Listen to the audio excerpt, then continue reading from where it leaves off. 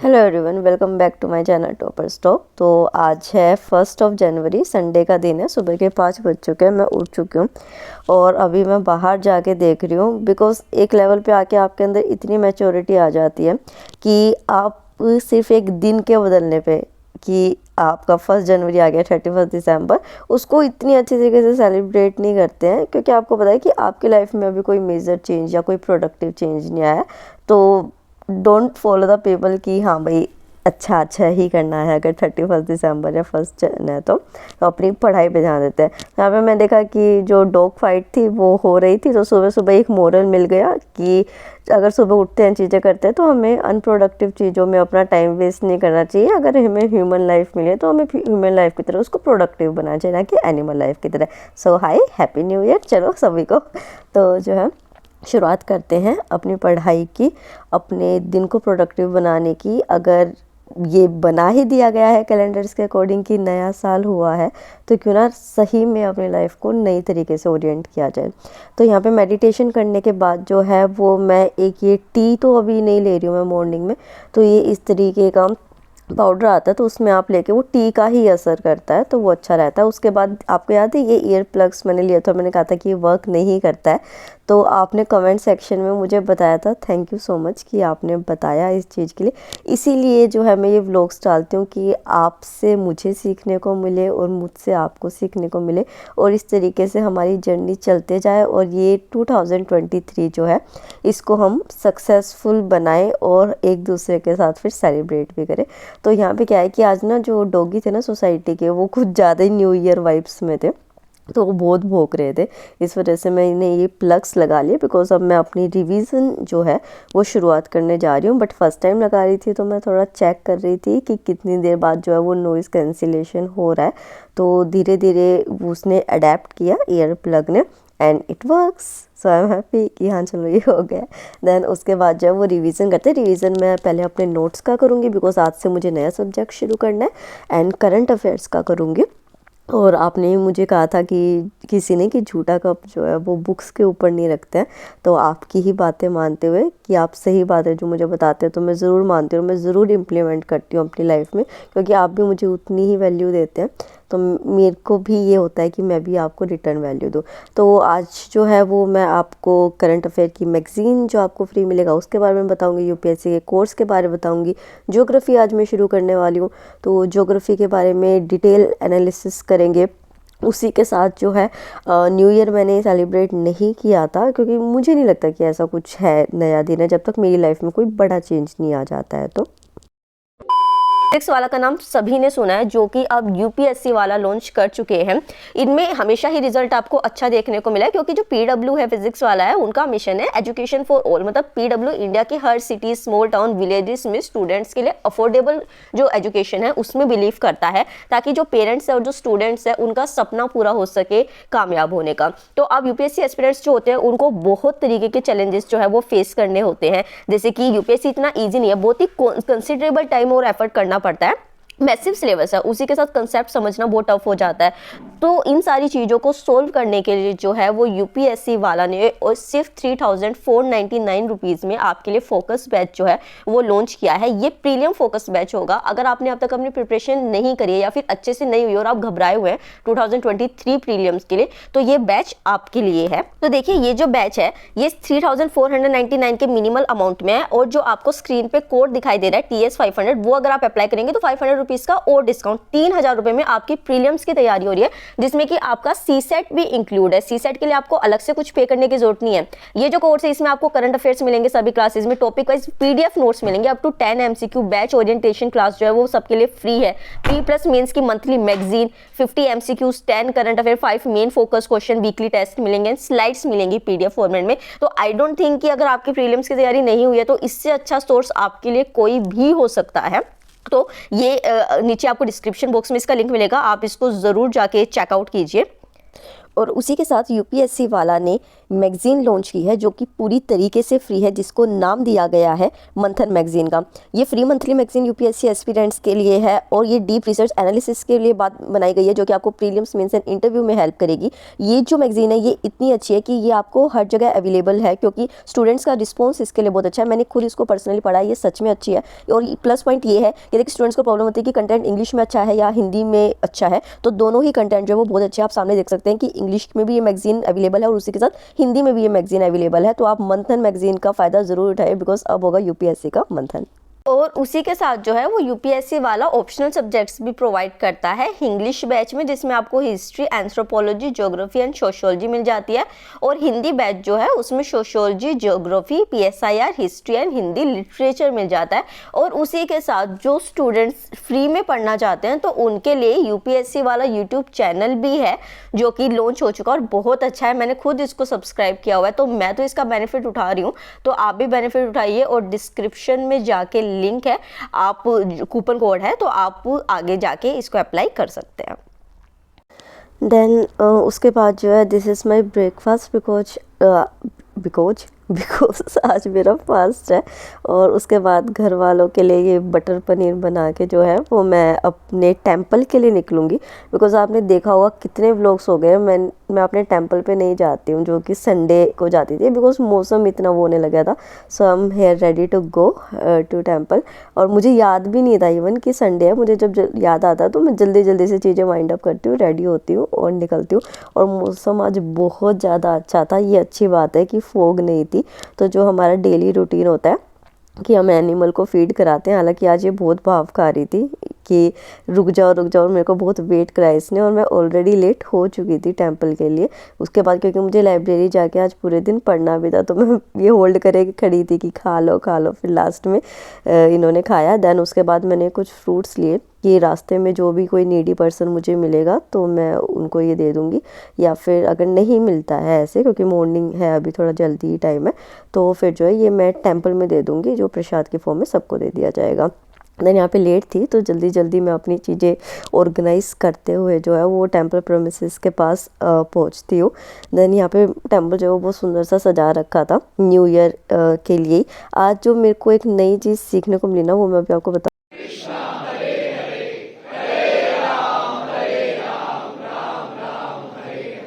तो यहाँ पे जो आज क्लास हो रही थी ना, उसमें एक बात बोली गई जो मुझे बहुत इम्पैक्ट किया मेरे ऊपर। किसी ने पूछा था क्वेश्चन सेशन में कि हम जो है वो डिस्ट्रैक्ट हो जाते हैं तो उन्होंने कहा कि जो हमारी डिस्ट्रैक्शंस होती है ना, वो पावरफुल नहीं होती। हमारा पर्पस ऑफ डूइंग समथिंग इतना वीक होता है कि हमारी डिस्ट्रैक्शंस जो हैं वो उसके ऊपर हावी हो जाती है, और जिस वजह से हम फिर ये सोचते हैं कि नहीं, हमारा तो कुछ हो ही नहीं सकता। तो ये गलत साइकोलॉजी है हमारी। हमें अपने पर्पस को इतना स्ट्रॉन्ग करना चाहिए कि डिस्ट्रैक्शंस कुछ रहे ही ना। तो इसके साथ जो है वो मैं लाइब्रेरी पहुंचती हूँ। लाइब्रेरी में जो है मैंने बताया था कि मैं अपना नया सब्जेक्ट शुरू करने जा रही हूँ, तो वो जो सब्जेक्ट है वो ज्योग्राफी है। तो जो सिलेबस फॉर मॉक जो है, मतलब कि मैं जो अपना सिलेबस कर रही हूँ ना, वो मॉक के अकॉर्डिंग कर रही हूँ, उस तरीके से ऑर्गेनाइज करके, ताकि चीज़ें एक सिंक्रोनाइजेशन में हो सके। तो मैं यहाँ पे मॉक का सिलेबस मैंने आपको दिखा दिया। 8 जनवरी को मुझे मॉक देना है, बट अब मैं जल्दी व्लॉग्स लाऊंगी, तो इस वजह से शायद उससे पहले मैं दे दूँ और मैं आपके साथ शेयर भी करूँ। तो यहाँ पे शुरुआत जो है वो न्यूज़पेपर रीडिंग से करते हैं। आज न्यूज़पेपर में बहुत अच्छे आर्टिकल्स आ रखे थे। तो यहाँ पे पहले तो मैं वही जो एग्जाम्पल कोट करती हूँ, ये वीमेन एम्पावरमेंट से रिलेटेड भी क्वेश्चन हो सकता है कि डीटीसी बसेस में फीमेल ड्राइवर्स को इंडक्ट किया गया है, और उसी के साथ ये क्या क्या फेस कर रही हैं वो चैलेंजेस। तो इस तरीके के एग्जांपल जो है वो मैंने अपने GS 1 के पोर्शन के लिए यहाँ पे नोट करा।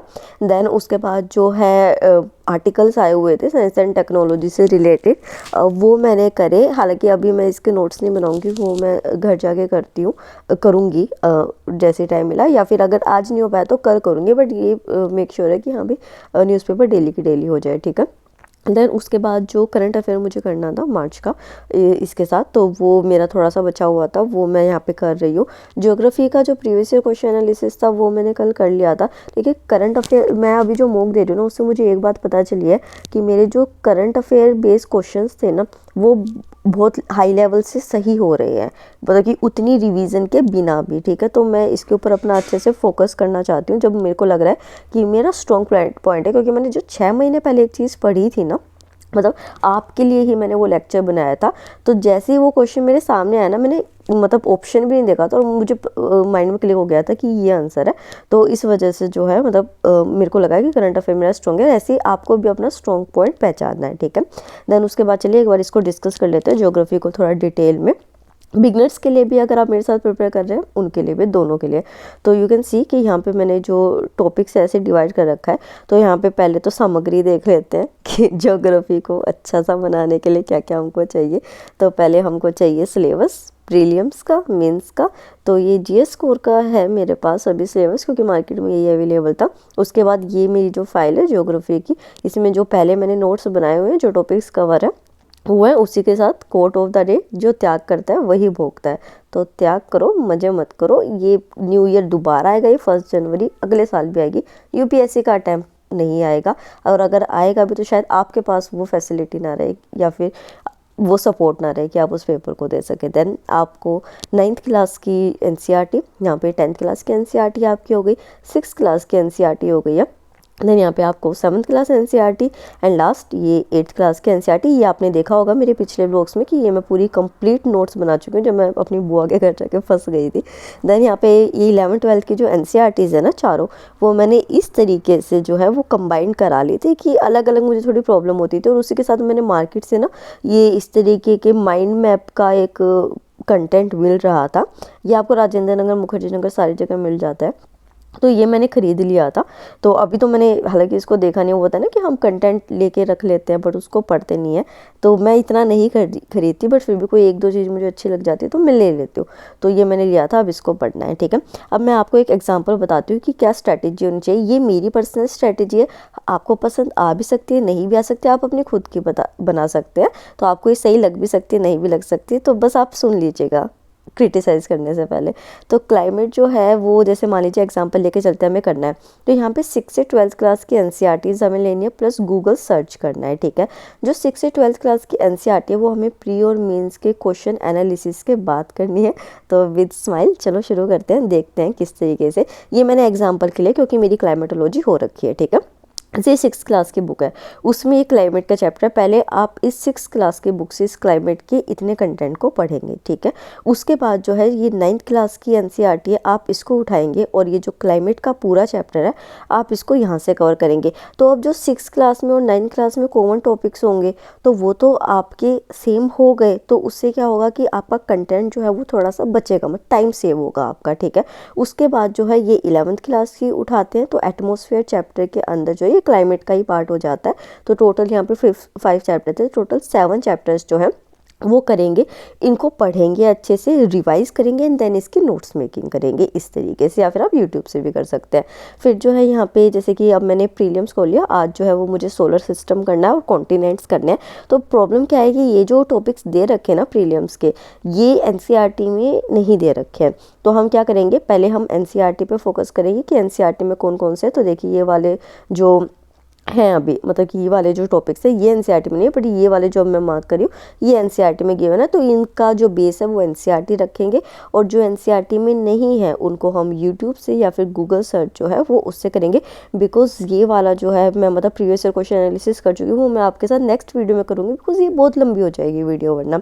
तो यहाँ पर जो है वो यूपीएससी के प्रीवियस ईयर क्वेश्चन में ये वाला पार्ट आया है, इम्पोर्टेंट है, तो इस वजह से जो है इसको करेंगे। अच्छा हाँ, चैनल को सब्सक्राइब कर लो यार, मैं भूल जाती हूँ आपको बताते बताते ना, और आप भी भूल जाते हो पढ़ते पढ़ते।